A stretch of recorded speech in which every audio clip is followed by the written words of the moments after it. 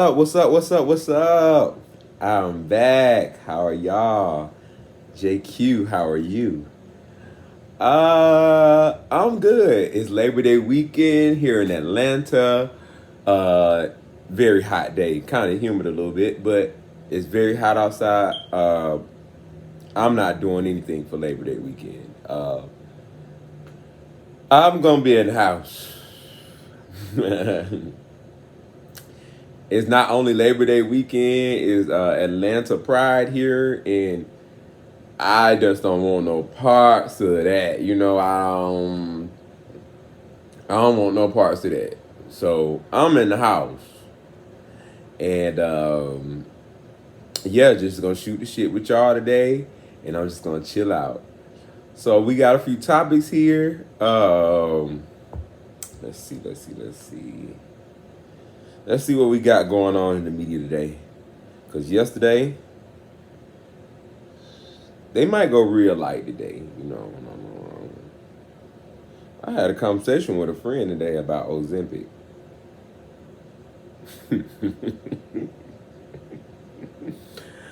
There's a lot of bitches in Atlanta doing Ozempic around here looking old as fuck. This, damn, man. I'm gonna tell y'all the story. This one girl who I used to kick it with back in the day, she started doing Ozempic. Bad, thick girl. Real thick. Now, not so much. I mean, she looked old in the face. I don't know how much Ozempic she decided to fucking intake, but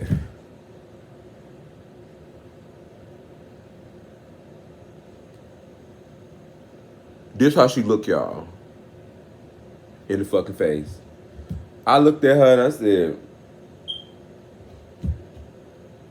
and she said, "What?" I didn't say nothing, cause I already knew. And I asked, I said, "You on some weight loss pill?" Something. I've been taking Ozempic, but I'ma stop though. Of course you finna stop. I know you see what the fuck I motherfucker see.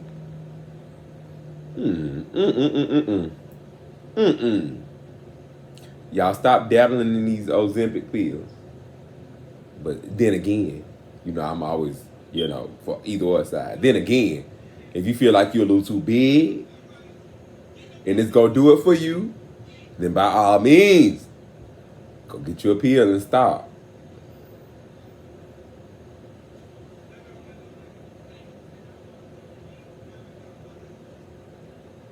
All right. Before I pull this up, let me crap. I need to put this on like a do not disturb. Let's see. 1 second, y'all.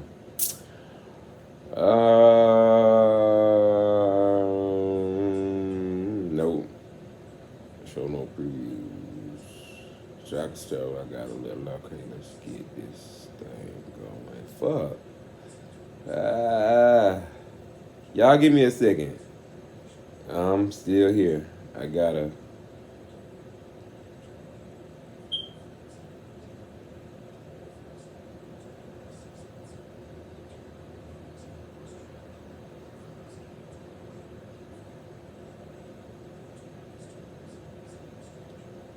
I'm trying to pull these topics up. Give me a second. But while we putting the topics up, how y'all been? How y'all week been? It's the last day of for the weekend.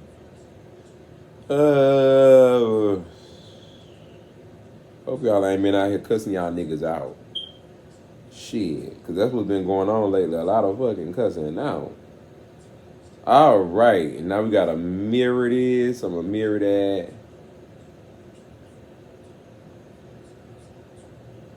All right.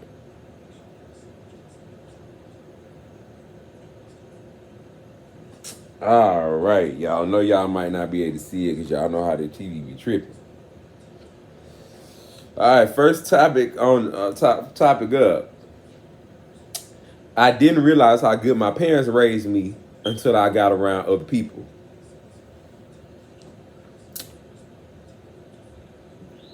I agree. I didn't realize how good I had it. Well, I did, y'all. I kind of realized that early in school. Like, a lot of, well, I'm from, I'm not from Atlanta. I'm from South Georgia, further south from Atlanta. And where I'm from, we have a saying called, like, who raised you? And that's a real thing out here. Like, as children, me and my brothers and sisters would sit back and watch stuff and be talking, like, to amongst each other, or thinking in our head, like, who in the first world are these people? What kind of parents they got? And I mean, I have seen some people do some stuff that just don't make no sense. Stuff that we thought was common sense all across the board. But apparently not. So hell yeah, I agree with this. I didn't realize how good my parents raised me until I got around other people. A lot of times in friendships as well, my mom was my very first friend. My very first everything. My very first best friend and everything. So a lot of times in friendships, the way people would treat me or the way people would do things to me would cause me to really squint my eye down and thank my mom for raising me the way she did.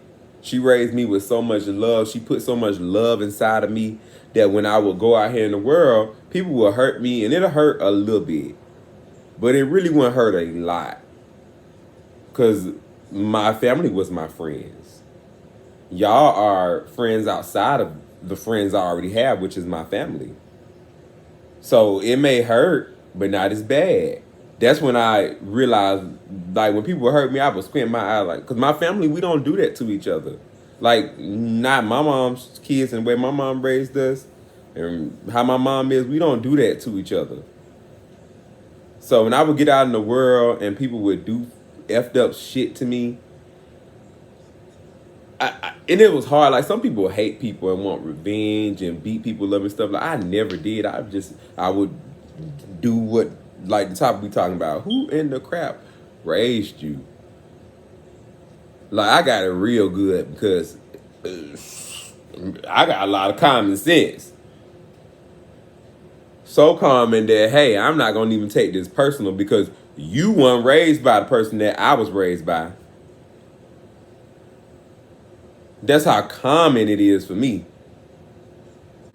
It's a lot of people out here raising these babies in the world, bringing them up, and then unleashing them out into the realms of the earth amongst us, and we got to deal with what they done raised. That's why half of us out be like, what the fuck wrong with these folks? It be who raised them. I'm trying to tell y'all, it be who raised them. All right, we're going to be moving right along. Next topic.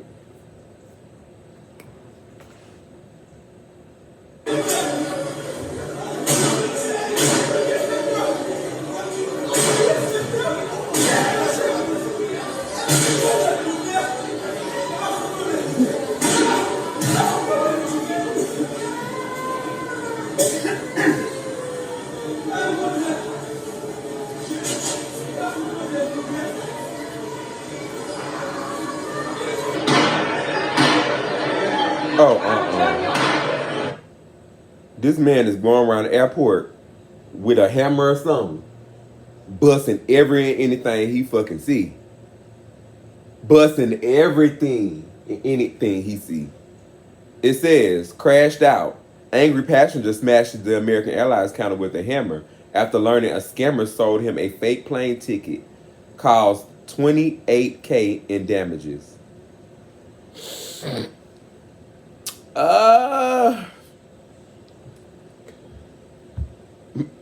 Who raised you? We just got done talking about that. Sometimes we see people out here in the world and don't realize how good we had. Our parents had to raise us. Who in the fuck raised you? You got scammed out of 20,000. I mean, you got scammed out of a plane ticket and decided to tear the plane, the airport up. Now you want to know fly list. Now you got a few charges. They're never letting you fly again. So that fake little ticket you bought is nothing compared to what just happened. You're going to be taking buses forever. The no fly list is no joke. You cannot fly anywhere. You got to sail somewhere or take a bus or a train somewhere. But you can't fly nowhere. Who raised you? Who in the fuck raised you? To think that when you get upset, that you could just tear up other people's property. Be hazardous in society. Who in the fuck raised you? See what I mean? Folks raise these monsters and then they send them out there in the world and then we got to deal with shit.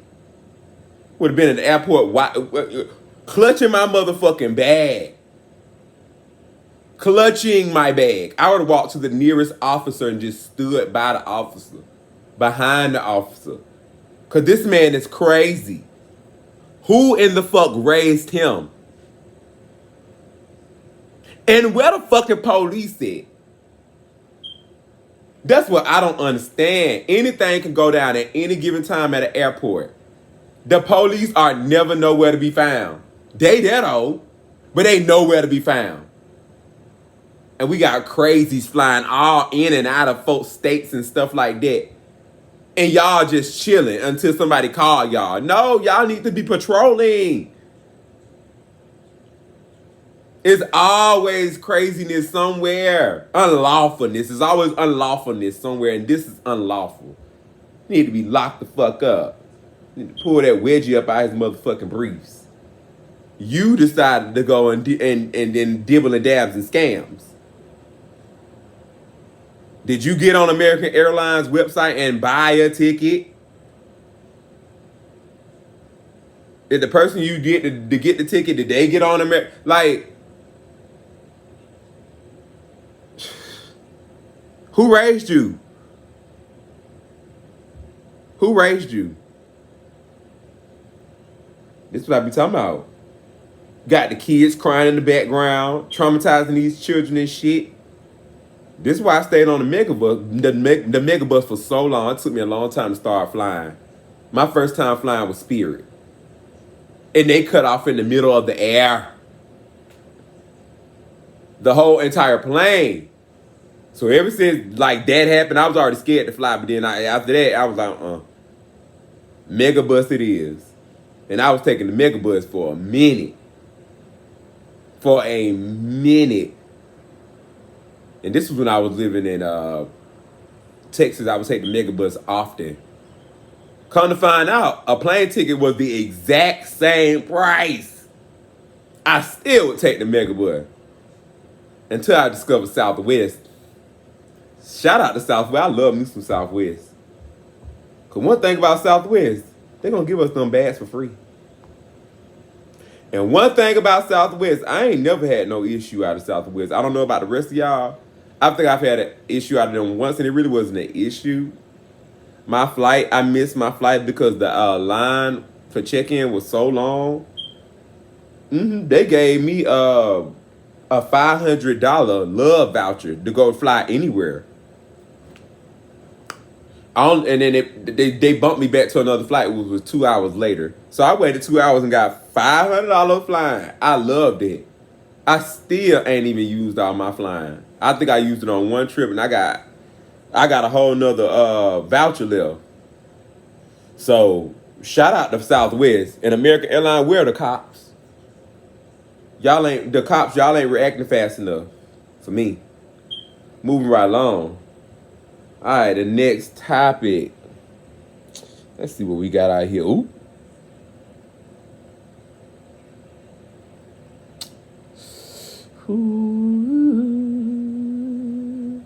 Okay, let's see. Next topic.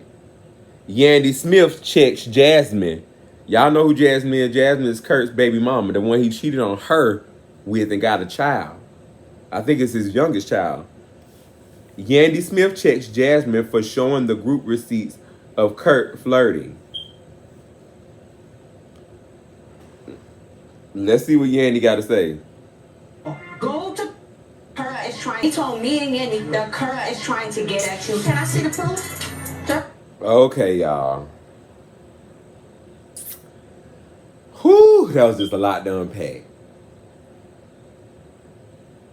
First, I agree with Yandy. Don't be coming to show me. Because, Jasmine, whether you like it or not, this is messy. This is very messy. You trying to get back at Kirk. But once again, you was sitting around holding receipts in your phone. I remember watching a clip before this where you said in the clip, well, he said in the clip that you were allegedly coming to the door naked when he would come over.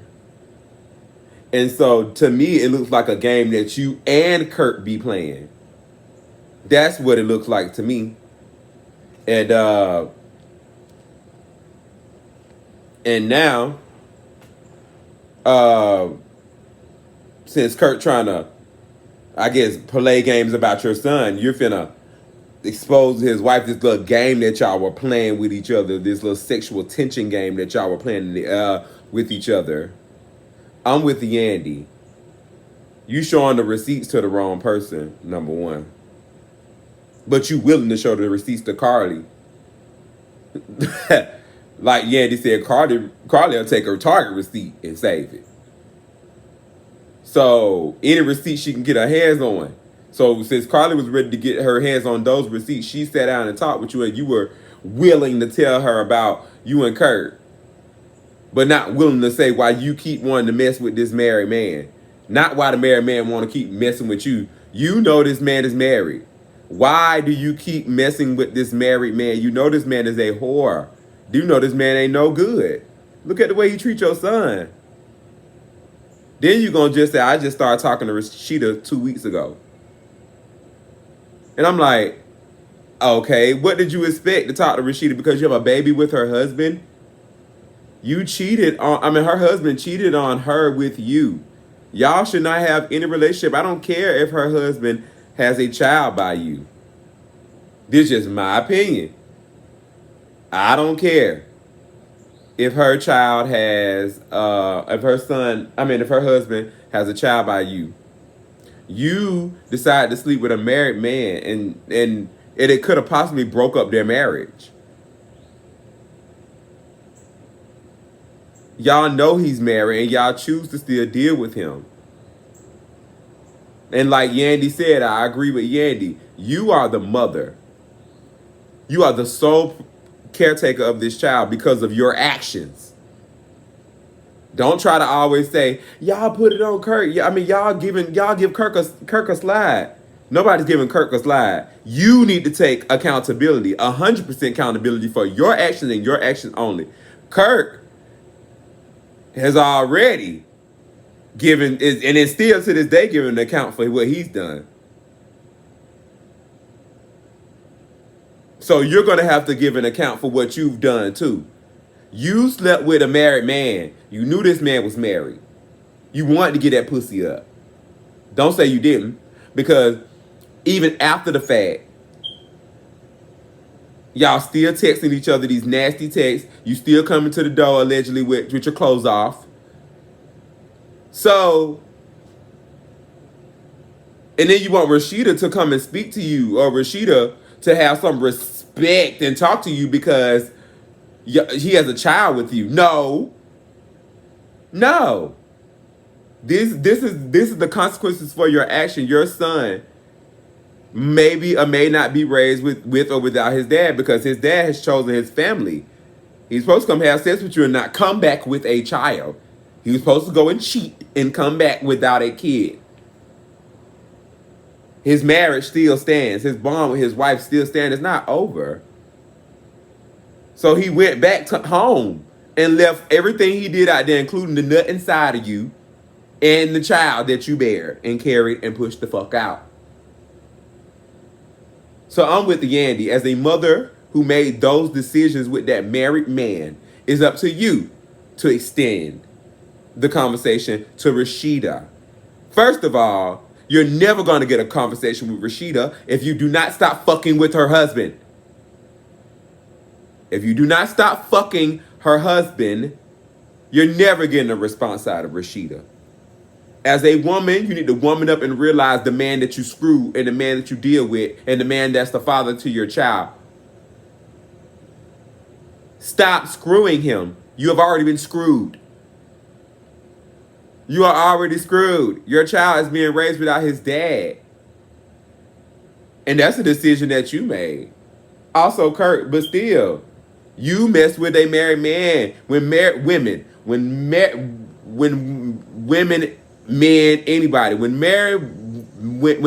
men step to you, ask if you didn't know they were married. And I kind of blame it on you too. You're supposed to really check the deeds. Like, when it comes to men. But when you know that they're married, walk away. Have some dignity. Walk away. Let that man know you married that woman. If you want to step out on that woman, go and have a conversation with your wife. Stop just trying to tiptoe around her. Go. That's supposed to be your best friend. Go. Go. Tell her that you want to have sex with me. That's what you do. You cut it off. You don't even go into that because he already has a commitment to somebody else. And then for y'all to think he'll have a commitment to your child? No.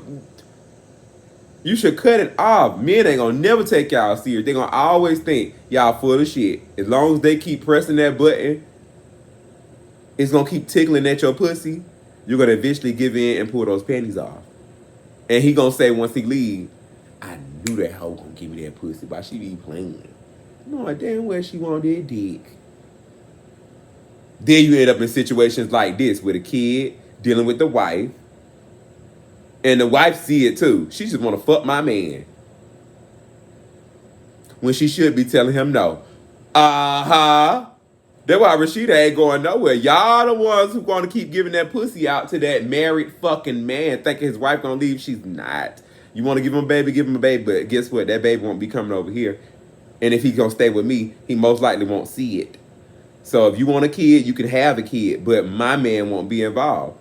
Now, I know it hurts the children. But, like, we're talking about the parents being accountable here. I feel like you should make not one human being do what they don't want to do. And that includes a father or a mother. She wants to be a mother, so she's being one. If he do not want to be a father, then by all means, he don't have... Hey. Y'all two, it takes two to tango. You nutted in her, which was her opening her legs to allow the nutting. And she received a kid from her actions. Y'all keep saying, y'all let Kirk slide. No one's letting Kirk slide. We know that Kirk is married and that Kirk is a whore. With just that information right there, we ain't gonna let your ass slide. Every time you make a fucking excuse, we gonna remind you, but girl, you knew you was sleeping with a married. Okay, I knew it, but that's out. No, it's not. Oh, it's gonna always haunt you. The longest they stay married, it's gonna and your baby is still living, and you're taking care of your kid. It's gonna always haunt you because that is a married man. Not only that, when he come over to visit his kid, you slick answer the door naked. Y'all slick still be texting each other sexual things. It's not going to go away if you keep messing around with this married man. The only way that married man cannot get a pass anymore is if when he brings this stuff to you, the sexual actions and all that, you stop it. You stop that junk in its tracks. The moment he texts you something, ask him to stop. And then text his wife and say, I asked your husband to stop. I would like to just have a parenting conversation, a parent relationship with him and him only. That's how you gain Rashida's trust, and y'all start co-parenting. She'll start listening then. She see what type of mother you are. She is a mother. Not saying that y'all gonna forever be cool. But just saying, if you genuinely not responding back, and you genuinely just want to be a parent and don't want her husband coming on to you, then you let the wife know, your husband keeps coming on to me. And constantly, every time you do it, let her know. He'll flee. He'll flee. And before you know it, the roles have changed. You won't be communicating with Kirk like that. You possibly could start communicating with Rashida and not deal with her whorish-ass husband. Rashida winds up saying, I don't understand my hoe over there because her man is a hoe. I don't understand my hoe over there. I go, because I know how he is. He get to try to touch on that. He get to try to touch on that woman and have sex with that woman and everything because that woman don't even want that. So let me go over here and pick, I think his name is Carter.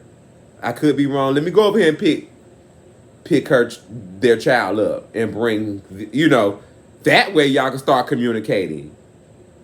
Because you're coming clean. 100% clean. You're not trying to tiptoe back around the block and have sex with her husband. You knew he was married and you cheated. This is the only reason why you're on the screen. Other than that, Jasmine, you would not be on the screen. The only reason why you're on the screen is because you had sex with that woman's husband. The only reason why you're on that screen is because you continue to text that woman's husband. Y'all continue to have sexual tension for each other and open up the door butt naked. Allegedly. It's going to always be like that between you and Sheeta. I'm with Yandy. To me, Yandy, you being a friend right now. Because my friend would do this. Like, don't be telling me. My friend would have been a little more mistier. My friend would have called or FaceTime me on that phone and said, I'm here on set and Jasmine trying to show me something that I don't want to see. So I told her, here's her opportunity to show you. Yeah, we not finna sit up here and do this about my friend. No. I'm one of them hardcore friends.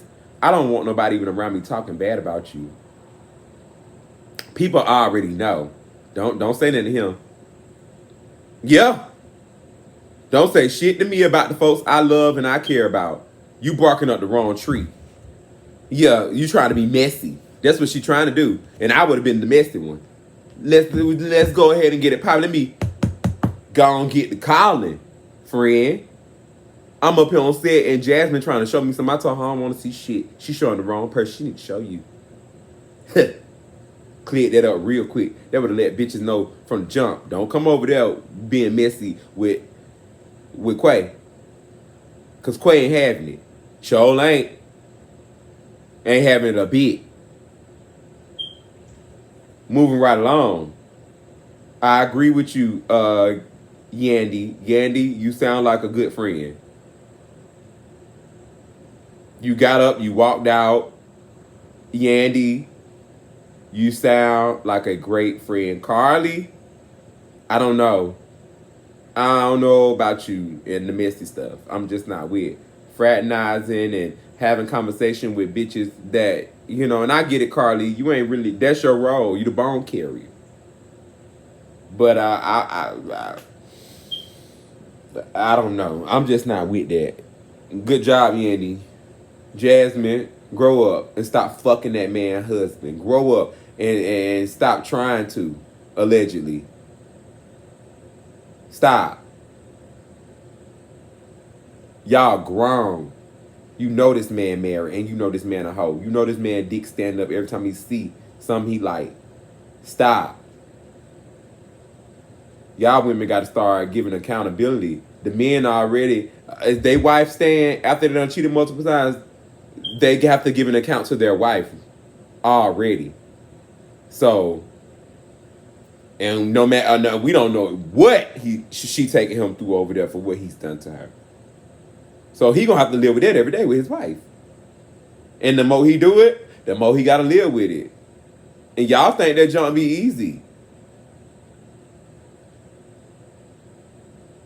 Staying with somebody you don't hurt. Ain't nothing easy about that. That's traumatizing. But we're gonna let them married folk be married.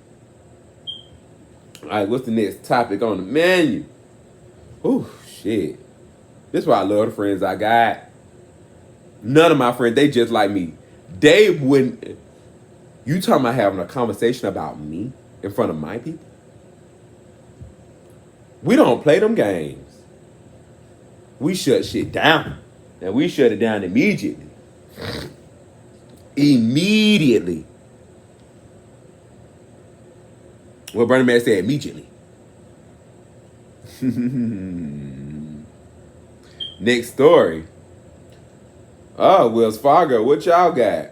Wells Fargo employee found dead at a cubicle 4 days after passing. Company reportedly thought foul smell was from faculty plumbing and allegedly told family she sat in an unpopulated area in the office. I'm gonna have to actually go deeper and read.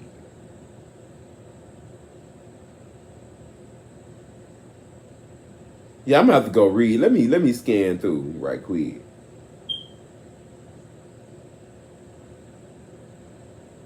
So that the cause of death has not been determined. So how long? Wait a minute. Was found okay. Dennis Prudhomme of Tempe, Arizona, was found dead at home at her cubicle August 16th. Prudhomme arrived at the office located on Priest Drive and Washington Street. She clocked in around 7 a.m. but never clocked out. Apparently, she was discovered by on-site security, and per police, there were no signs of foul play. Authorities were dispatched to the location after receiving a call about a subject down.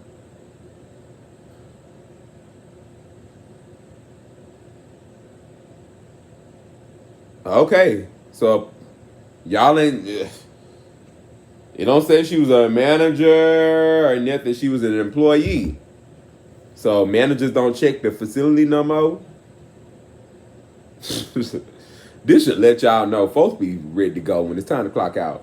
She was left there from Friday all the way to Monday afternoon, right before they clocked out again. So Friday, somebody locked up and then checked to make sure nobody was in the bank. So the security ain't doing his job. He didn't walk the premises and make sure that everybody was out of the bank, that the bank is well secured. The manager didn't make sure that the security had to walk the premises or that she walked premises to make sure that there was nobody in there. You know how many people rob banks? And y'all gonna lock somebody up in there? Not only was you in there Friday, they discovered you Monday, right when everybody was finna go home. Right when everybody was finna go home. This should let y'all know these jobs do not care about you. So she didn't show up to work Monday morning. Ain't nobody called to see when she coming to work.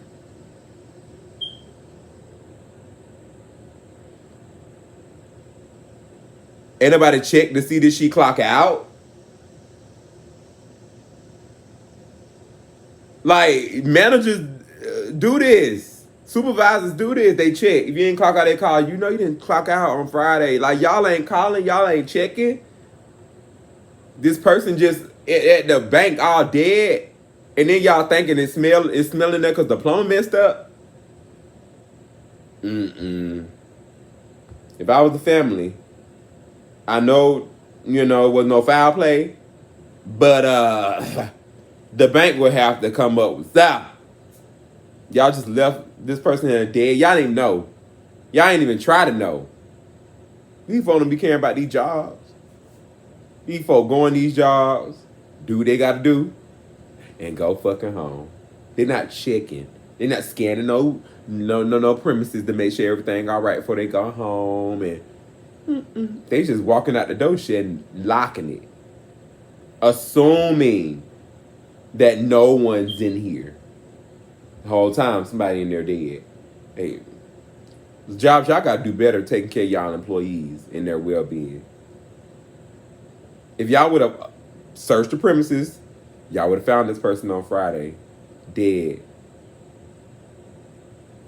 Possibly body not broken down, you know.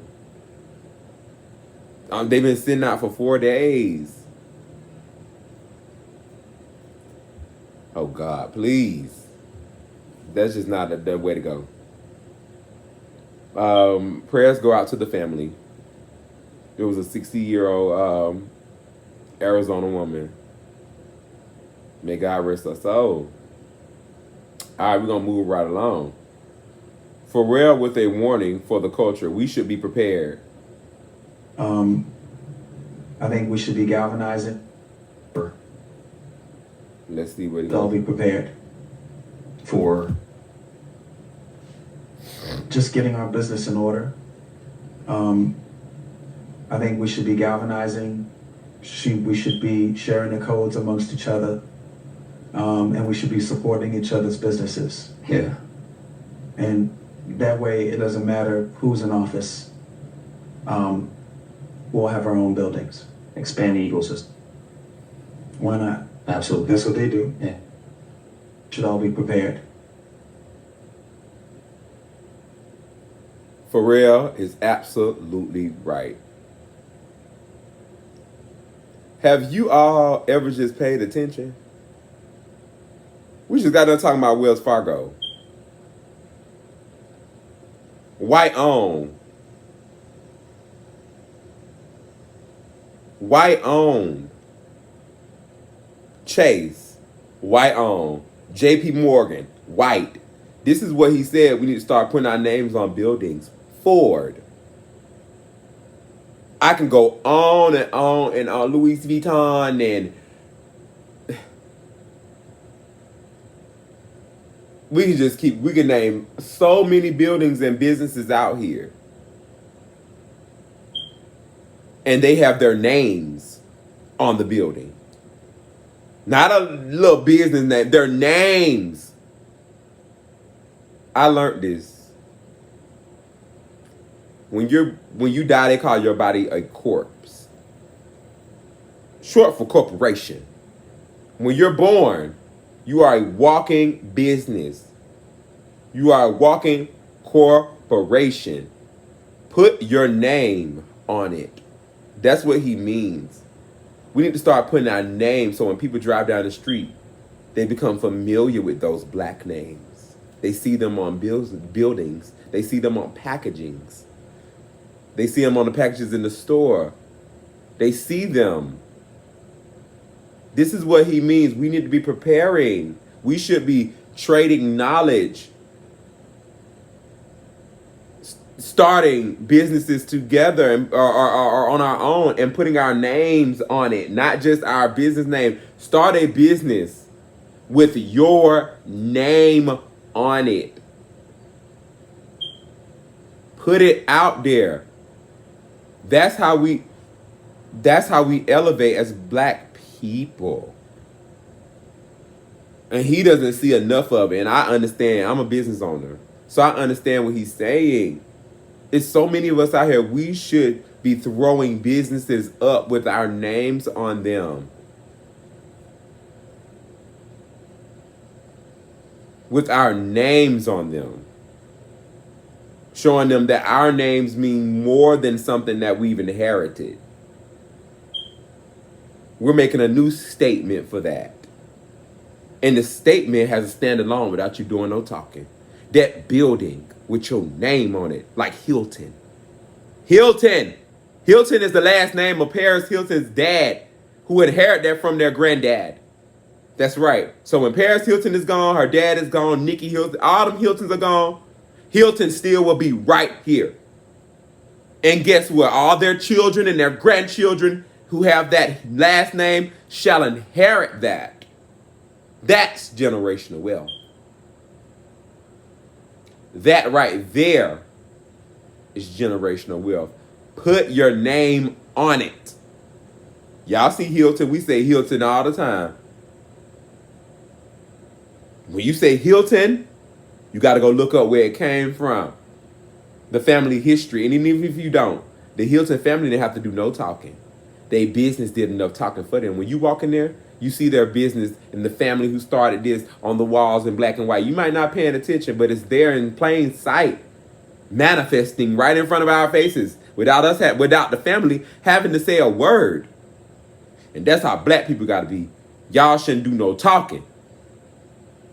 Put it in a business and put your name on it. Put so your family, your children's children, your grandchildren's children can inherit it. When they born into this world, they see it. They see it. And they know what they have to uphold the older they get. It was instilled in them as a child. I brought you around the building and the business and I showed you so that you don't know anything less than this. You can keep going up the ladder. You know you got to keep it going because this is what you've been introduced to. This is what your family has left behind for you. Generational wealth. This is what he means by preparing, not buying Louis Vuitton and Chanel and all this. And y'all ain't buying no land. Y'all should be buying land and throwing businesses up on them. And if you don't, they're going to come buy land and their business going to come or resell it or whatever, but buy the land. And when the business put a business on there, you charge them what you want for the land. Or you put a business on the land and put your name on it, put your name on it, put your name on it.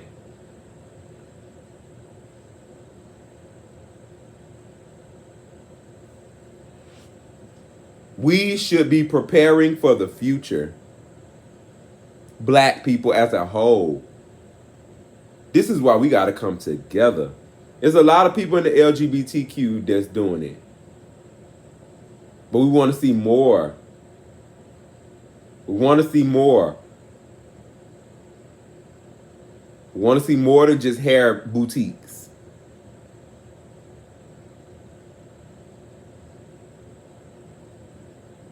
We want to see more than hair and boutiques. And these hair companies and these boutiques are not lasting the test of time. Your grandchildren won't even make it to see that business. Business lasts anywhere from 3 to 10 years and then boom. We no longer see the boutique. The boutique didn't elevate. It didn't get online. We don't see it no more. That's what he means by we need to be prepared. You need to be trying to make your legacy so deep with a concrete foundation that's so hard to just tear up. Because like Hilton, it'll be hard to tear their foundation up because it's built, compacted on top of assets, legacy, hard work. You just can't tear it up. And that's what we talking about. Like, you got to be prepared so if anything's happening in the future, it'll be hard for them to just tear up the legacy. Because I worked so hard to build it. The foundation is too concrete. Kind of like Trump. Kind of like President Trump.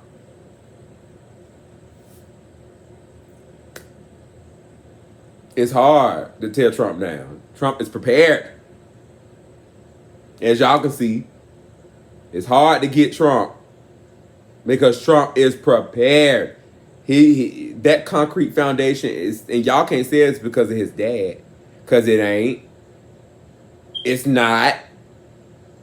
Trump made a own name for himself, and he built that with a concrete foundation, and has been building on it ever since. He's so prepared that he ain't got no money that really sits around. Like, he don't have a actual figure. That's how prepared he is. But we know he's never broke, and he's not going to be. No, he ain't. He ain't gonna be broke. Trump, we're prepared. It's gonna be hard to just tear that foundation up, even if y'all toe off a piece of the foundation. The rest of it still stands. It ain't all the way broken up. You might have tore off a piece, But it's still enough to repair it. More than enough to repair. And that's what Pharrell is saying. Even if they come, and black people, I don't have to tell y'all who they is. Y'all, we already know. Even if they come and tear off a piece, we'll be more than ready to repair it. I agree with you, Pharrell. We have to be prepared. And another thing, yeah, this is why some people that come over here, why you watching them off-grid shows? And I've heard a lot of, here he go watching that white shit again. What? I am a country boy. I'm trying to get prepared. My granddaddy warned me a long time ago that this world is going to shit. I want a family with a concrete foundation. You just can't come in and tear it up. I watch those off-grid shows because those off-grid shows show you how to save your money, how to get prepared. So when the world go to shit, you don't have to be running to the stores trying to get no food because I already grow my own food. I ain't got to worry about the electricity going out because I generate my own electricity. I don't have to worry about going to the store, running out of water because I already collect my own water. I already have a backup system for that. So hell yeah, I am watching. And there's a lot of people talking about, you watching the white shows again. I'm watching them because these men are out here building these women houses by their hands. I'm fascinated. You built your wife a house. They motivated me to want to build somebody a house so that I could be prepared. Not me, we can be prepared. Go build a house with my hands so I know how to build as a human. I know how to repair some stuff without spending no money. Saving, being prepared. I know how to grow some stuff. I like the way I've seen a lot of people on YouTube, on the off-grids, showing how to do it. That's how you do it. They building a foundation that's hard to tear up. They learning things that can't nobody take from them. You in the city? Let your water run out. I bet them off-gridders still gonna get water though. Prepared. Let your lights go out right now. Or let something happen to Georgia Power or the power system where the lights can't come back on. Let Russia tap into the systems like the gossip been out here. They been tapping into our systems and flying balloons and shit. Let them tap into and the lights get cut off and you can't get no electricity. But I'm all out there prepared. I'm all out there off grid. I'm all out there ready. Already collecting water, so I ain't got to. And they already polluting the water that we got. The water we got is polluted. The drinking water is polluted. They're adding shit in our water, killing us with cancer. They're force ripening our vegetables and our fruit. They genetically modifying our meats. Hell yeah, I'm watching them. I'm watching everybody that's out there preparing themselves for whatever's to come. Y'all should be preparing yourself too. Y'all should not be sitting back watching us fall into a ditch, knowing that something is coming. If don't nobody know something is coming, black people, we know. We be knowing. Like how we know. We knew before Kamala even got elected to be president. We knew soon as Biden got in office that this was going to happen. And y'all know it. It's been the gossip on the street since. Soon as Biden got office, we hope he make it. Because it look like Biden may die off. And then Kamala going to be put up there. So if anybody know that something may happen, it's black folks. Yep. And what y'all going to do? Sit around and gossip about it? As soon as it happens, sit around and have a whole meeting about it in the dark? Nah, I'm trying to prepare myself. You right, for real. Get some businesses and put my name on it. That's right, Pharrell. Put my name on it. Invest in me some land.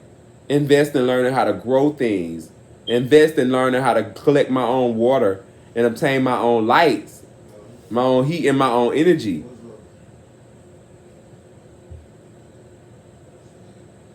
Y'all better get it together. All right, moving on to the next topic. Let's see what we got on the. All right. They said, what is going on in Colorado? Allegedly, Venezuelan gangs has taken over Aurora apartment complex.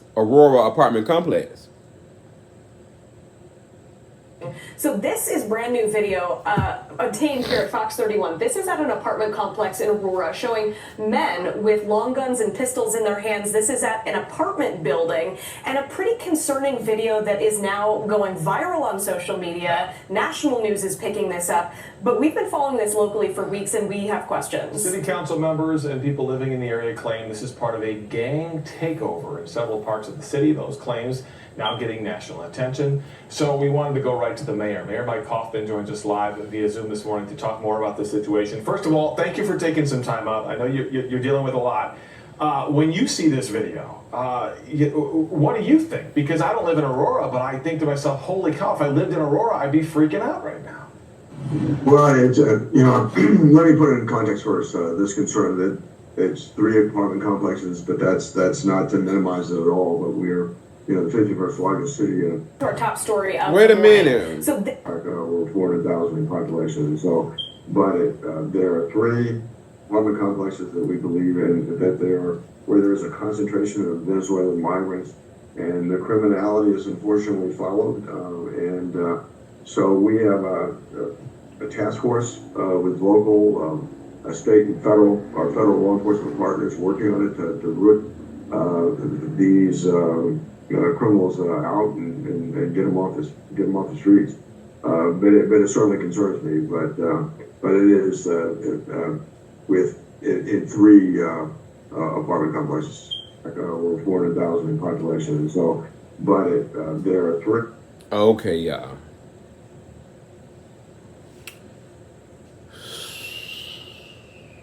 America. America. The America.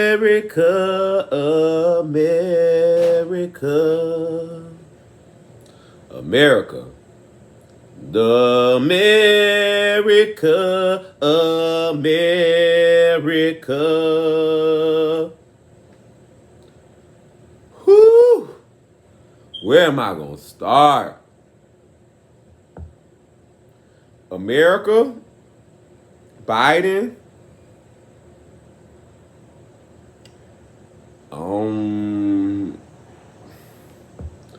how are y'all allowing this to happen? How? How are y'all allowing people from other countries to come here in America and set up shop and start violence here and live here and establish violence here in our country? You're migrated from another place all the way over here, possibly illegally, possibly. And y'all have taken over an apartment complex.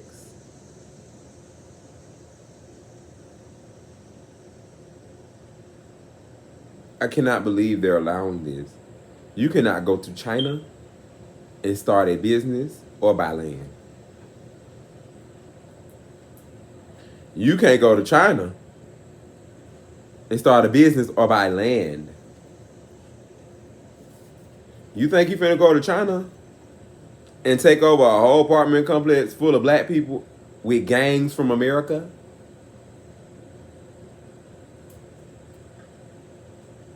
And implemented violence? I forced my way up in here and I kicked everyone out of this apartment complex and we just took over.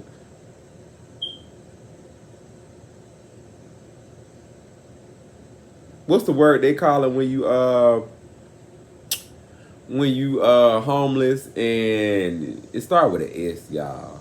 I don't forgot the word. When you homeless and you stand squatting. So basically, they're squatting. Mm, mm, mm, mm. They squatting and they implementing violence around there. My thing is how, when, where, and why.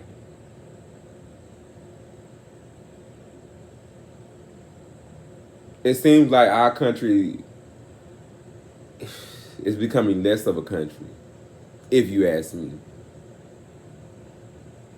This ain't the first time I heard this. This is Venezuelan.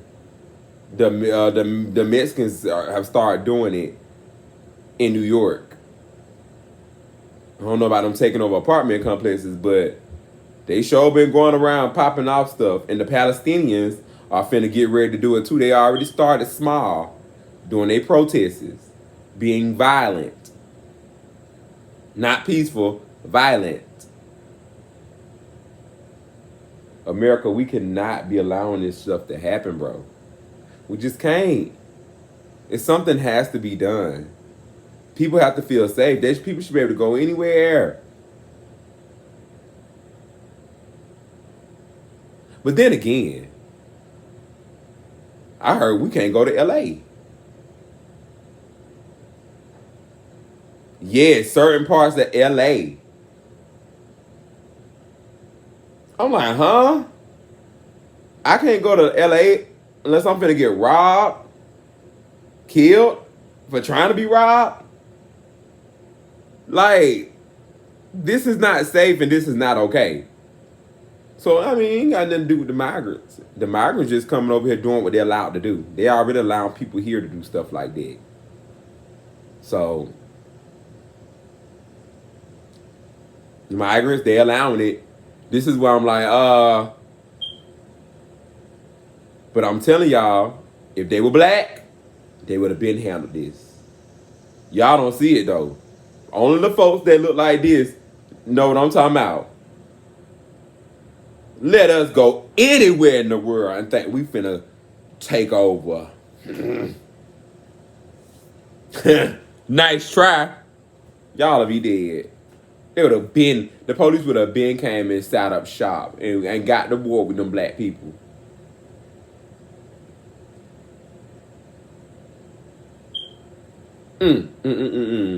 I can't never shake my head.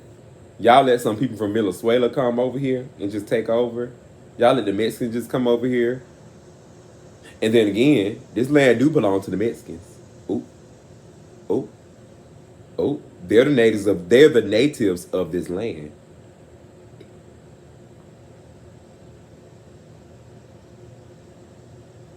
So, moving right along. Y'all need to get that border under control and get these unlawful migrants in place. Since y'all want to be around trying to check black people, we know y'all got it in y'all. We see what y'all be doing to us. We can jaywalk across the street. Y'all gonna whip y'all car around in a whole U-turn to come check us. That's how petty black cops are here in America when it comes to black people. They're very petty. Walking across the street, jaywalking ain't nothing compared to stuff like this. But okay. Moving right along. What's the next topic? Dang. Today just don't went by. But I'm enjoying my day today. All as y'all can see. Roll bone. Chilling. Alright, what's next?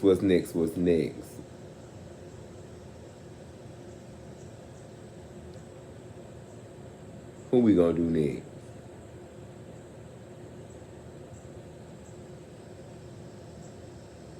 Judge Mathis. Good. How you doing? It says, I'm doing all right. I want to ask. I'm not good. Rather. It says Judge Mathis says he's experienced the worst days of his life after the divorce announcement. Regrets neglecting his wife. I'm trying to get my wife back. So about a week ago or so ago, not a week, a few weeks ago, about a month and a half ago, Judge Mathis's wife, before I even get into all that, let's just hear what we got to say. But his wife filed for divorce. Let me say that. And we haven't really heard anything about it. This is the first time I get speaking out about it. And we're going to take a look and see what he has to say. Well, I'm doing all right. I want to ask... I'm not good, rather. It's the worst days of my life. How about that? Okay, well, I'm sorry to hear that. I want to ask you, with news of the separation, how are you holding up? I'm not holding up very well. I would say the other man, maybe I'll be an example for other men, cautionary tale. Don't neglect your wife. See how many at the airport now, flying out, as I have for 40 or for 25 years. My wife has been third, serving the community, taping my show, having fun with friends. That's what happens, guys. Never be too busy or never have too much fun beyond your wife. So I do want to ask, the date of separation is listed back in July 17th. Has this been coming for some time now, or was it something out the blue? Well, ever since we started taping here in LA, I committed to staying home more and making my wife more of a priority. But as you see, I haven't. I'm still here on the road, doing the same thing. And in terms of going out into another city. But I was gone for 3 weeks. That's what July 17th meant. Would you say you two are in a good place right now, or able to maintain a friendship? Oh yeah, we're still in the same house and we're maintaining a friendship. And I'm trying to get my wife back. I have to show her that though. Hopefully I can show her while we're there together before, and hopefully she doesn't complete the process. But I'm changing in hopes that she will. I'm gonna get my wife back. How about that? I just wanted to eliminate all the rumors too, that it's something about a baby or even me molesting a child. It's none of that. I've just told you what it is. There were also, kind of some rumors of any infidelities. Did you want to clear that up at all? You say it's solely neglect. Well, neglect can create suspicion, certainly. And if you're gone as much as I am, you have every right to suspect. You go to work, you go serving the community around the country, then you go with your guys to sporting events around the country, you go to other events except without your wife hanging with you and enjoying herself with you. And so, yeah, she would have a right to suspect infidelity. But there was none of that going on. That's not the purpose. That's not the reason for this. Hey, Judge Mathis, how are you today, man? I'm good. How you doing? I'm doing all right. All right. Before I forget, I'm gonna tread on that. I like that he's being a man right now, and saying something, because I felt like he was being very honest and genuine. He wants his wife back. He feel like he messed up, and I don't feel like he. Maybe at first he didn't feel like he messed up, allegedly, maybe. But once she filed the divorce, I think he woke up and smelled the coffee. And I'm glad that he cleared up a lot of rumors. But like the guy said, is there anything infidelity? He's a judge and a lawyer. So he's great with his words. Now, if you go listen, and Mathis, I'm just giving my honest opinion here. And I'm actually on both sides. But when he asked him, was it about infidelity? He said, well, I left for 3 weeks. So, of course, she would suspect. It would cause any woman to wonder, I'm out here playing golf, I'm doing this without my wife. So, of course, it would make them suspect. But it's not about a baby or molesting a child or nothing like that. And he said, so it's not about infidelity. He said, not this matter, no. That's what he said. But let me go back. I want to hear what he said so I can make sure Y'all know me. I gotta. If you don't, you finna find out. Infidelity. But there was none of that going on. That's not the purpose. That's not the reason for this. You heard him. He said so. That's not going on. He said so. No, and that infidelity is not going on. He said that's not the purpose, and that's not the reason. So that lead me to believe that there allegedly or possibly could have been some infidelity. She might have known about it, but that's not, he said, that's not the reason or the purpose. So to me, he's trying not to embarrass his wife more than he already has. And I commend him on that. Great choice of words. Yeah, great choice of words. That's not the reason or the purpose. Infidelity. No, but he did not deny it. Great choice of words. Mathis, I'm praying for you and your wife. I like how you, I don't know what you're doing behind closed doors to fight for her. Because like he said, he's still in the same house. But if there is infidelity, the best way to fight for your wife is to stop it. It's to stop it. You have to completely stop it. Or allow your wife to go her own way while you go figure yourself out. And because you got to be 100% sure. If you're going to keep this good woman that you want, that you've been married to for so long. And, you know, sometimes people outgrow each other. But I commend him for fighting for his wife. And it shows other men who possibly, you know, done wrong in a situation. If you believe in it, fight for it. If you believe in it, fight for it. So shout out to Judge Mathis. All right, y'all. We got one more topic.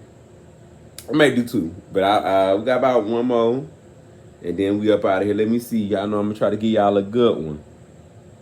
All right, let's see what we going to do here.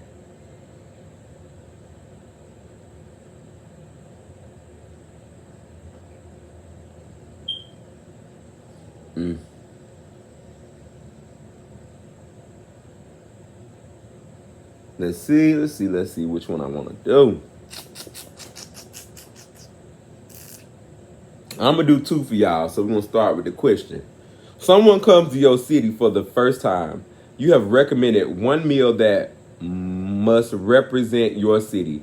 Not necessarily the best restaurant, but a place that defines your city, taste, and culture. One, what city are you in? I'm in the A. I'm in the ATL. And it says, where do you send them?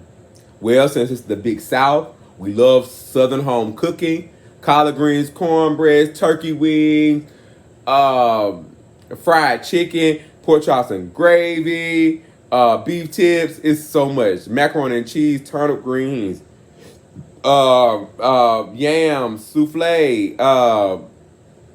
I could just go on and on. Rice, mashed potatoes, gravy, fish. I mean, I could just go on and on and on. Where do you send them? I would send y'all to Big Daddy's on Old National. Y'all want some good Southern food that just represents for the South? Go to Big Daddy's on Old National and get you a plate. Yep. Plate start at $10. Yep. I just went there and I had some pot roast. Now the pot roast was a little expensive.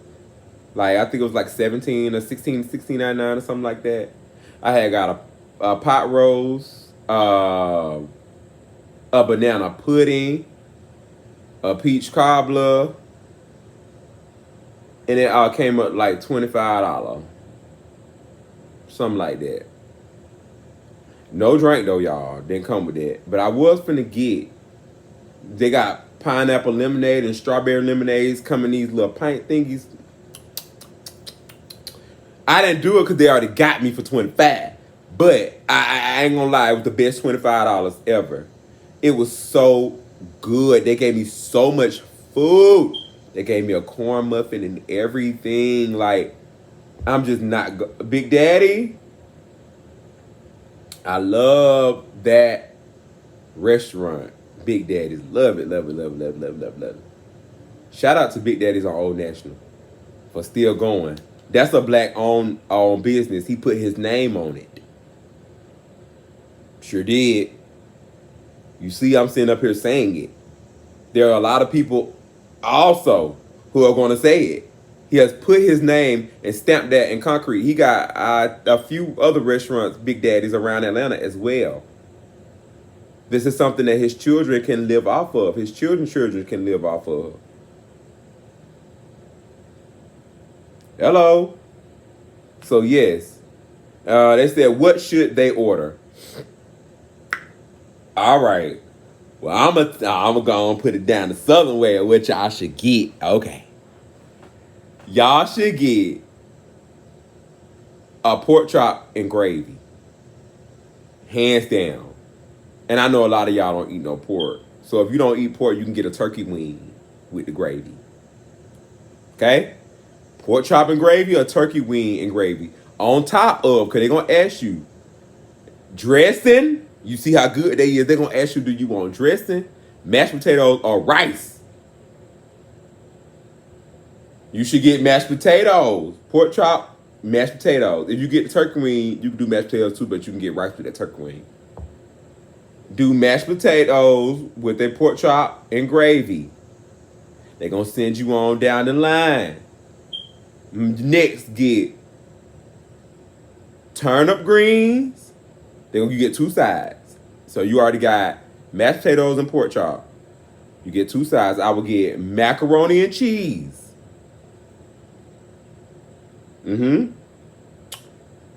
Turnip greens or collard greens or green beans. Either one of them, they are off the chain. I'll get me some turnip greens or some collard greens. So you're going to get mac and cheese and turnip greens. If you don't eat turnip greens, get collard greens.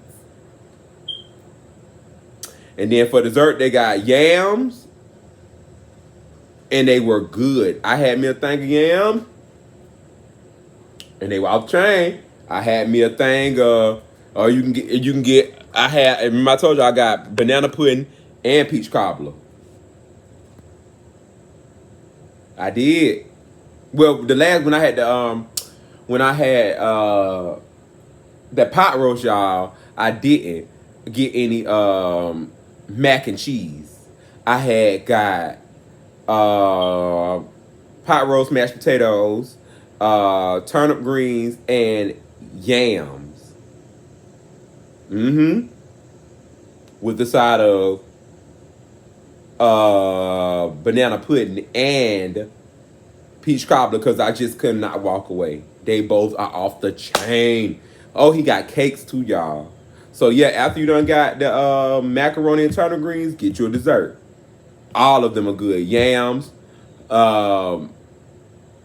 peach cobbler, banana pudding, and a lemonade. Good. Like I said, you're going to spend $25, $30, but it's worth it. Hold on, y'all. Right quick. Hey, friend. What's up? You see yourself on my screen? I'm up here doing my show. What's up, man? How you doing? Nothing. Doing the show. Oh, so you got it going. That's what's up. Dang, bro. I really just called you because I really was trying to tell you some shit that just happened, right? Well, it's recording, so give me a few minutes. I'm going to call you right back. Oh, no, I know how to talk about it. Oh, okay. Well, go ahead. Tell it.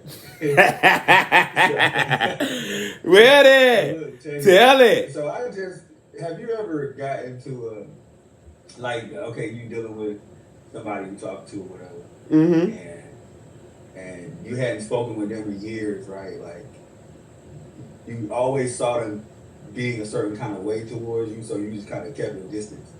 So I kept my distance, and years later, after like many relationships that both of us probably been through or whatever, something, we run into each other and it's like a conversation. How you doing? Then we get the banter, because before we used to date back way, it wasn't no serious dating, it was just some real flirtatious kind of shit. Mm-hmm. And we were intimacy, but all right, boom. So years later, we done fell out so many times. So many arguments that happened just between us as friends at a distance. You know what I'm saying? And then like run back into them. They express all they, you know, oh, I missed you and I'm sorry for how I used to be and blah blah blah blah. They do all of that, right? Mm-hmm. You hear it, but you just remember how they used to be. You feel what I'm saying? You just remember how they used to be. And it's like you hearing them tell you, admitting to the shit that you used to feel, but you just can't imagine it being real. Like, oh, yeah, you know. Mm-hmm. And so, fast forward, you run into them, and boom, y'all strike up a combo. The shit go down like some magic. Like, oh, everything sounding good. Hey, woo, woo, woo, woo, let's do this. Let's link. Let's go to the movies. Let's do all the shit, right? It's real crazy. And then, like, y'all make plans. And he or whatever decides that they can't make it, or it ends up changing into something else. Like, oh, I'm gonna go hang out with somebody else that I know, someone closer. You can come hang out with us instead of just like we agreed, right? Mm-hmm. So boom, you remember how they used to be, and so you immediately respond with all of the shit. Like, yeah, I already knew it was on some bullshit. You don't value me, da da da da. You know, and yeah, my bad. You don't value me, and so on and so forth. So today, it's just say the hypothetical situation. So today, this same type of situation happened to me, and so I was, after the text messages going back and forth, just arguing like, oh, you ain't this, and you don't respect me, da da da. You know, we don't speak after that because they replied back with some like, oh, you need to grow up. I don't got time for this. You know what I'm saying? You still ain't grown. So it's back and forth. So today, mind you, I hit them today and I'm like, you still mad? Because, you know, I really do I really do care about the person. So, is you mad? And they're like, nah, I never was mad. I'm not with the negative crap today, right? So I'm like, okay, I'm still thinking like they got this attitude, they talking crazy. So I go back and look at the whole dialogue, right? The text messages. All the way from the top. I just read everything. And I saw everything that happened. It was this whole thing about them losing their key. They couldn't get in their car. They had to go to work out of town type thing, you know, and they was trying to figure out how that was going to happen. So they was calling them around. They had to find someone they knew that had a key to their crib. Mm-hmm. So I'm like, looking at the messages and realizing I was the one that was being crazy. I'm realizing like it was me the whole time that was tripping. I'm feeling like they used to be. They're a totally different person, and they were saying that, and I realized it today. And I realized I was all the way wrong and embarrassed because I had to hit their line like, yo, I'm sorry.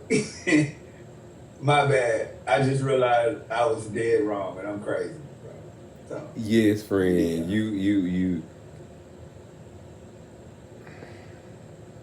You should listen to that, Tony. Say it again. You should listen to that, Tony. When he tell you certain things about yourself.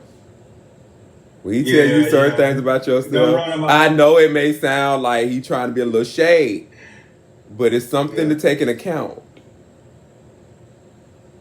Yeah. And one thing he said that will always, I know, one thing he said that will always sit with me is, don't you run them away when you don't get your way. When you don't get your way, because you know you're known for running away. Yeah, man. You know what? So that's one thing you should always just keep in mind in the back of your head, like before you respond to certain things. Be like, okay, make sure I'm not overreacting. You know, I'm not in my feelings, you know, because they're not doing, I mean, you know, or they're not responding or reacting how I want them or need them to. but it's something to think about, right? Like it's almost like you have to always reevaluate yourself. You know? Yes. I had to really sit there and be like, let me go look at the messages again, and let me just try to realize where this went wrong. We was really talking good, and it just switched, and I'm trying to figure out what happened. And I had to reevaluate the whole scenario, and I'm like, wait a minute, maybe I really am like tripping, you know? And I think that's the problem with most relationships a lot of times, is people don't know how to actually think about where they went wrong without feeling like without feeling like somebody trying to dominate them, Right, or trigger them. run over them. Yeah, you know what I mean? Because of the stuff that we've already been through. Dealing with people and relationships and stuff like that, it can create a certain oh wow, that's interesting, a certain perspective about the world and how relationships can be, you know. Yeah, so yeah, I mean, that's something it was funny to me because I started laughing when I realized it. When I went through the messages, I just bust out laughing. I'm just like, bro, I'm crazy, bro. I'm like, bro, I must be really going through some things. You know what I'm saying? You ain't going through that, friend. You ain't going through that. I thought I just call. I'm sorry, what you said? I said you ain't going through anything. You know. Well, you know, I feel like you're at a point in life where you're very short fused for anything that's bullshitty. Like it needs to be straightforward at all times. So you're very short fused. You don't want to waste your time. The moment you feel like you finna spaz because I could have been doing something else instead of thinking we finna go hang out. So of course, impulsively, you like, here we go again. Somebody else finna try to waste my time when I could have done something with my time. So in your defense, I understand, but it's good that you reevaluated yourself. Yeah. How your day been? It's been good. I thought I just, like I said, it crossed my mind. I sat here for a second. I said, you know what, who I can call and share this with? And I was like, let me call. I know who I can share this with. So I was like, let me call the Quavers and see what he has to say about it. But yeah, man, how's your day been? How's things going? How's the show? My day, the show is going great. We actually on the last topic, so I guess you could chime in on it. All right, to everybody who's looking, listening, and being nosy, this is my best friend Picasso, Mr. Picasso. He's an artist. He's a singer. I look a fool right now, so don't be trying to judge. Don't be judging. They can't even see you no more, friend. Okay, cool. They just see the topics. I see you though. Okay, cool. But okay. Yeah, that's a very, very good friend of mine. My best friend. He's a great artist, and we talked about this a few days ago about him coming on the show and actually chiming in on some of the topics and being a part of it. So glad to have you here, man. I'm happy to be here. I'm so proud of you. Great job. Yes. So we're gonna chime in on the last topic. Hopefully you can hear it while you're on the phone. Hold on, let me see if it'll let me still play it. Vinegar. I start with, I slice up my garlic. Hold on, y'all. I have a friend who had a Christmas party, Christmas Eve every year, and she asked me to make the greens for a party every year. And I am not lying to you that I would make so many greens that I'd need to wash them in the bathtub. I'm telling you the truth. So how do you make your greens? Do you put turkey in them? Bacon. I do bacon. She puts garlic. I put white vinegar. I start with, I slice up my garlic. But no, first I chop the bacon and get all that fat going. Then I put garlic, some chili pepper. I'm still stuck on the bathtub. And a lot of water and some little chicken stock, and I let it go for a while before I put the greens in. And then, right, so you get that going and all that flavor. and then I put the greens in for a couple hours. Then I do vinegar, and then I cheat and do a little Tabasco. No, that's okay. Tabasco. But Tabasco, of all, like I like Louisiana hot sauce, but Tabasco has that right amount of vinegar. Yeah. And That's enough. That's enough, y'all. What the fuck? Black people, have y'all mamas and grandmamas, aunties ever put y'all food in the bathtub, y'all greens in the bathtub and washed them?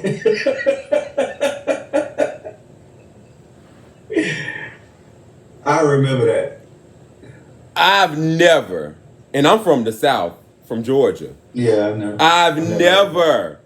Now, you wouldn't put a little. You would, but see, if you from the down dirty like. Wait, let me finish. Let me finish, Fred. Now there are 10 tubs. Like back in the day, the slaves used to have to wash outside in a tub, in a tin tub, and put water in it. So yes, that is I've seen older people put it in those and clean them. And I've also seen the sink. But I've never seen someone go to their bathtub and clean out no greens. I was taught you don't cook food where you wash your ass. You don't put nothing where you wash your ass and shit. You know what I'm saying? Her Indian side's really showing. She said she put bacon in her collard greens. No turkey necks.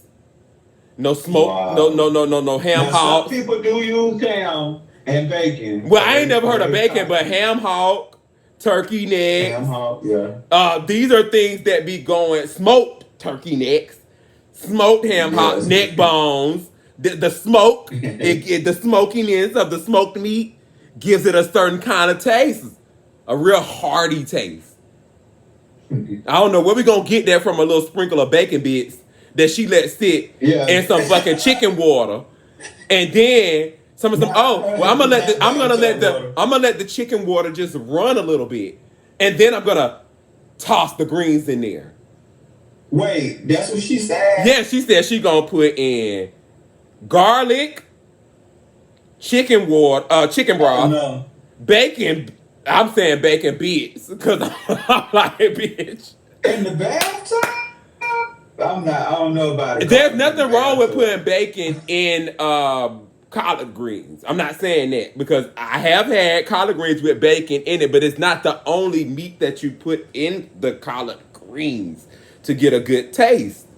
You can't put bacon. Matter of fact, you have to boil the neck bones. There you go. First. That's what she's trying to say. That's what she's trying to say. And if you do it right, you're supposed to really boil it a few times to get the salt off. If you're doing it correctly, you're not supposed to just boil it and then dump it in there. Now I gotta dump it a few times to get the salt out and then pull out the flavor.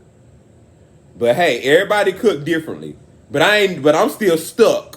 I'm not finna eat on the bathtub, though. There you go. I'm not finna eat where you washed your ass at, Mala. And if I come to your house, Kamala, and you in the White House cooking collard greens in the bathtub, I'm not finna come to the White House and eat nothing. But see, that's why you can't eat at everybody's shit. This is why you can't eat at everybody's shit. Because they're not going to fucking tell you that they went and smashed them motherfucking collard greens up with their foot in their motherfucking bathtub where they wash their ass and where they shit at.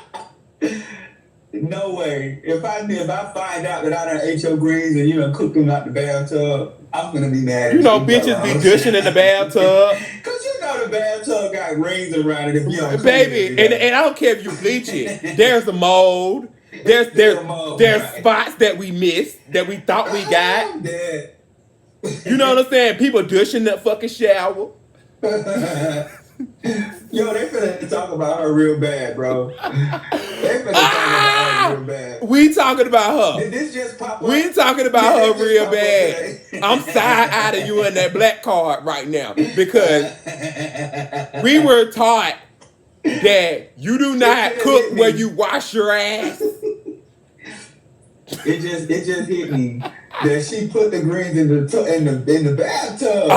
Like, I just wouldn't even think about that. That wouldn't even be a first thought of where to put. She the said greens. I It's had like so putting it in many the toilet greens bowl. that I would You have might as to. well wash your greens out in the toilet bowl. Thank you. Wash them in the toilet bowl. Thank you. Come on now, you gonna wash them in the tub? You might as well put them in the toilet bowl. Oh, my face gonna stay stuck like this. That's crazy. Yeah. Every time I see her now, I'm gonna think bathtub greens. You got to be careful about the stuff you invite us into in your house. Like I had a conversation with someone the other day, and they gonna tell me, they gonna ask me, do I use a rag a rag or a loofah, or what do I use to bathe? I said I use a rag, and this person gonna tell me, she's gonna show me a video of two white women having a conversation, and they asked each other, do they use a rag to wash, and they said no. Oh yeah.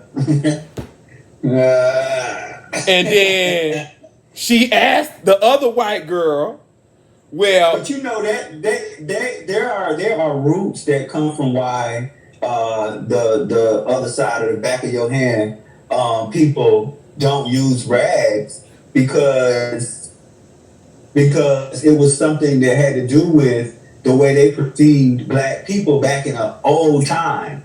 You know, they were like, the reason why black people use rags is because they were taught that their skin was dirty. I know that little tint, and they had to wash using rags. But I believe that they just wanted to believe that. You know that they felt like washing your body was a bad thing.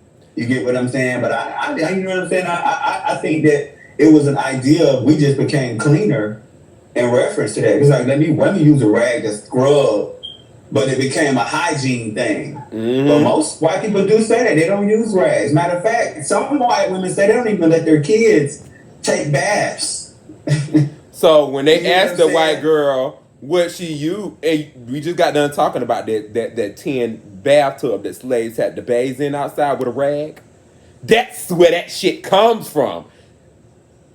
They thinking that, bitch, you stay outside, so you need to use some extra to scrub that dirt off. Right. But so they asked the white girl, asked the white woman, she asked the white woman, she said, so and what? It's not all white, obviously. Let's make this clear. It's not a white thing, but it is the reality of the perception I never said it was an all the way white thing. I'm talking about first Mala. This is why you got to be careful at folks' house going into the bathing. I'm not saying all white. I'm talking about a conversation that someone was having with me about what I bathe with. Then we watched this video. Just clearing it up because wait, let me finish. A line of. So they asked the white girl what she bathed with. She said, "Oh God, I wash with my hand." Like, and they both started laughing. Like, yeah, like when you go to wash your hands, do you use a rag? No. We just wash our hands and get the dirt off. So they do the same thing with a bar soap. And I'm like, so how do you get the dirt off? No, when we got out, when he cleansed out the video, I said, so what do you use? He said, just like them. He used his hand. So how do you get the dirt off? My question is, how do you get in between those parts of your body where your skin contact is constant? And then he said he used body wash. I'm like, do you not know that you're putting it in your hand? The body wash is sliding off of you. Like, you didn't get nothing off.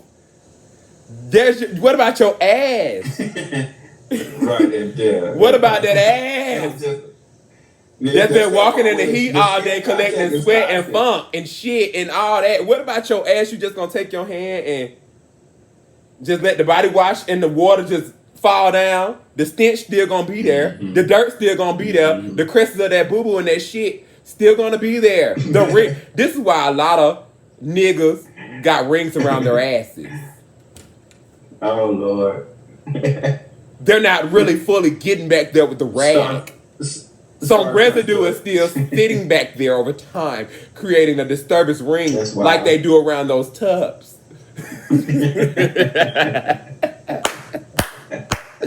That ring be disturbing. That ring be Wow. disturbing around their hoes. And I'm pretty sure other white people who do not wash their cakes with a rag, you have a ring around your ass. You have a disturbing yellow ring protruding around your ass. I'm done, bro. You are crazy as hell. Okay, not a ring around your. Not protruding. Not protruding Damn. around the ass. But I'm really, really confused about this, though. This really has me in a chokehold. This situation with these collard greens in the tub. It had me. So what other stuff does she cooking from the tub? Like, what other, do she wash the chicken in the tub too? Or do she even wash her chicken? Because a lot of people don't wash their chicken either. Well, they saying now, a lot of people are saying this new wash chicken shit is something new. Really? So wait a minute. So y'all don't wash y'all chicken? And they ass apparently they not washing the chicken. You're not washing your ass, but you washing them greens. You know what? And it'd be funny because if you work in a restaurant, like where people serve food, right? Like where you have to, like, for instance, where restaurants where they cook food, cook chicken. Yeah. The people who work there, do they wash the chicken? Like, is it?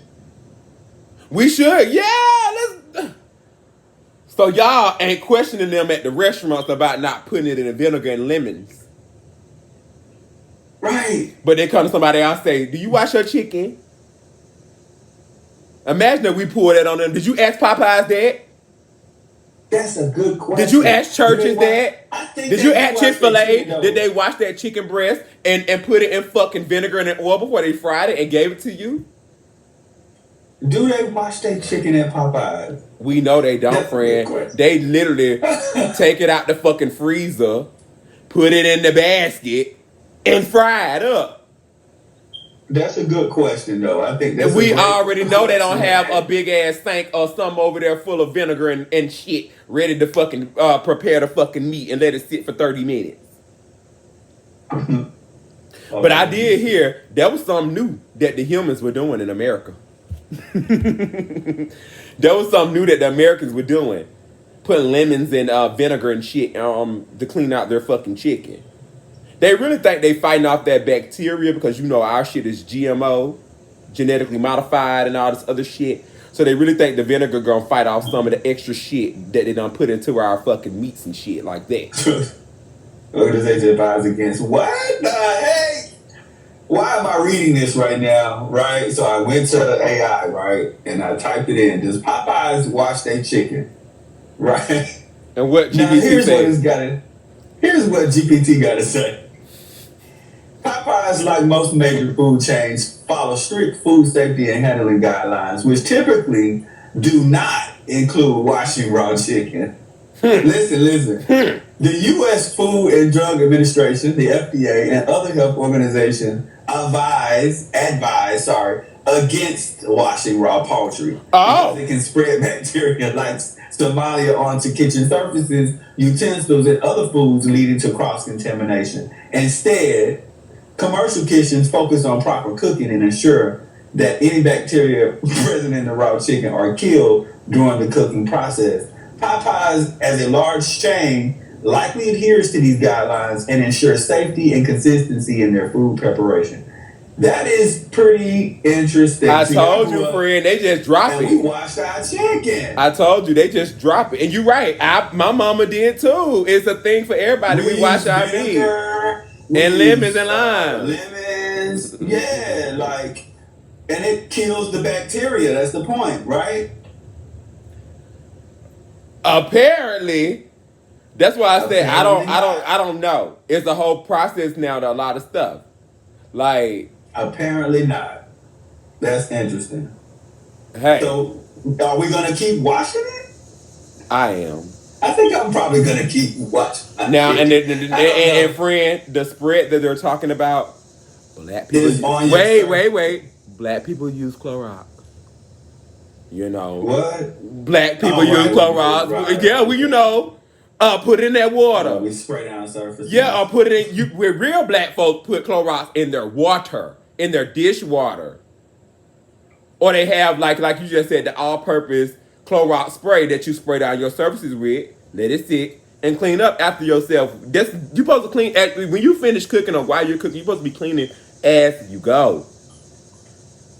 If you're a clean person, you ain't got to worry about no salmonella and no E. coli and all this extra shit. Not saying it couldn't happen. I'm just saying, for the most part, people be catching it though. I know. You can get sick from this shit. Wow, man, that's wild. That's crazy. But I just find it very particular. The whole tub thing. It's pretty crazy. So this is gonna conclude our show for today, you all. Oh man, I've had a great time today. We went way over time.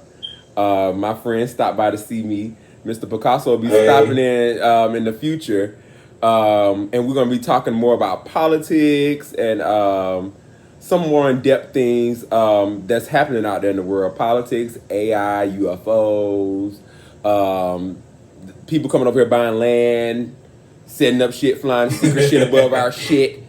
You know, we're going to talk about more than just media. It'll be more of a broader aspect of things. But JQ, how are you? I'm doing good. My name is King Quay. And thank you all for tuning in today. I will see you all on Monday. See you guys soon. Bye. Bye.